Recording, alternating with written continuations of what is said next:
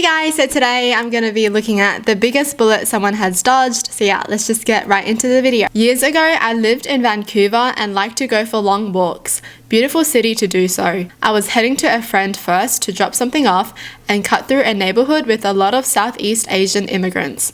The ones I got to talk to were mostly from Vietnam. I was aware of a van behind me, but it was midday and there were people out, so it was only a passing thought. A lady was working in her garden, and as I approached her house, she started to look behind me. Then she came out onto the sidewalk and started talking to me in her native language. I understood none of it, but her body language was agitated. She kept gesturing to me to come with her up the walkway. As I look behind me, I see 3 men getting out of the van, which is now parked just behind me. By this point, the woman has a good grip on my arm and has me dragged almost to her porch. She kept talking to me and pointing to stuff in her garden, and I just listened, nodded, and kept a good eye on the men and the van. I don't remember how long we were there, but the men finally left. Both myself and the woman let out huge sighs of relief. She then patted me on the arm and said something, and then went back to her gardening. I booted it to my friend's house. On the news the next day was the story of a woman who was kidnapped. The victim was grabbed on the next street over from the woman's house, not long after my encounter with her, by 5 men in a van. The men were distinctive, and the description of the men and the van fit the ones I had seen. That woman saved me from something horrible, and I am forever thankful. Thank gosh for the woman, but I'm just so surprised that these guys were doing this in midday. In the middle of the day? Where everyone could see and everyone was just outside? That's scary. People who do things like this, not secretively, are scary people. I mean, hold on a second.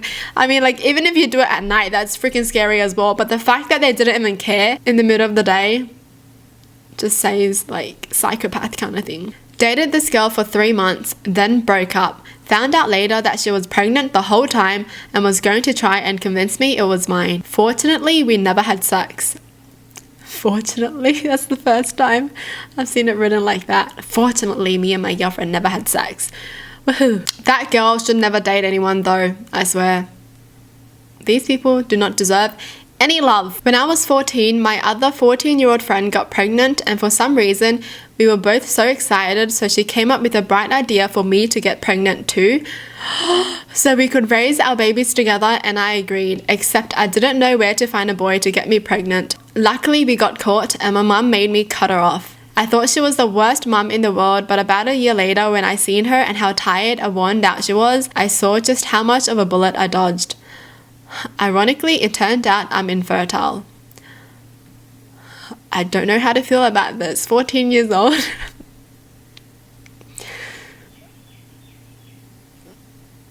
Are people really that dumb at 14? Really? 14?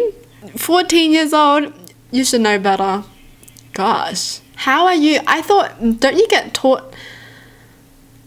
Okay. I never knew anyone who wanted to get pregnant at 14, okay? That ain't good. When I had just turned 21, I went to a bar with some friends and wound up drinking more than I had intended to. I realized I wasn't okay to drive home, so I just decided to sleep in the passenger seat of my car. About 4 a.m., I woke up to a cop shining a flashlight in my face. He asked to see my license and registration, and then told me he was just checking to make sure it was my car. I had no idea at that time that you could get a DUI for sleeping in a car drunk.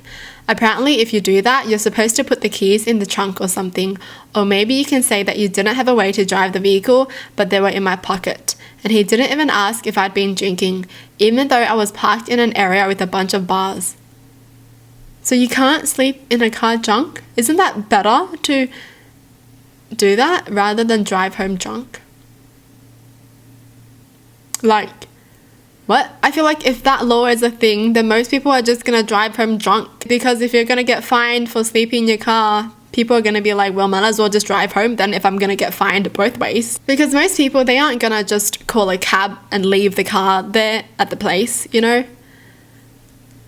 Why can't you just sleep in your car? I don't get it. Or am I just dumb for thinking sleeping in your car drunk is okay? I do not know, because My friend and I are on our way to a party in an apartment. I don't know anyone except my friend. This guy comes behind us in the elevator, walks into the party with us, and we don't think anything of it because we don't know many people at the party.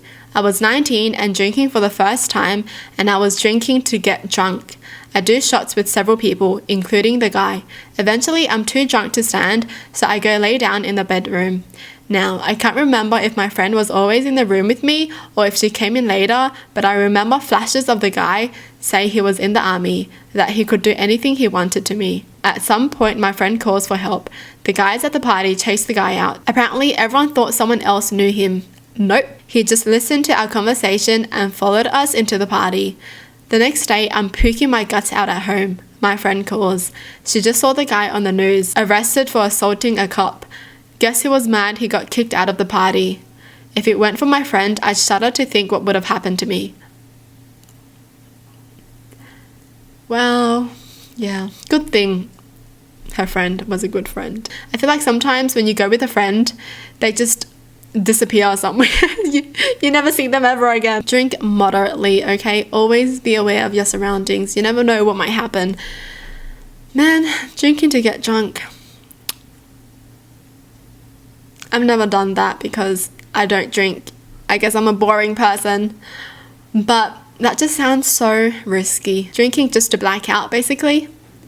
That ain't good. Used to get the bus home from school. Got off the bus at the closest stop to my home but still needed to walk about 15 minutes along a main road. A car approached me with two men in from behind, cruising next to me for a few seconds before winding their window down. They were talking to me as I was walking and following me. In the car, okay, that's for sure a red flag.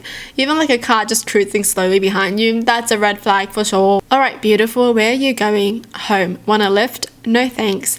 Come on, just jump in. Only want to talk and take you home. No thank you, I'm fine. Where do you live? Not far, so I'll walk, thanks. They drive off, then turn around and pass again.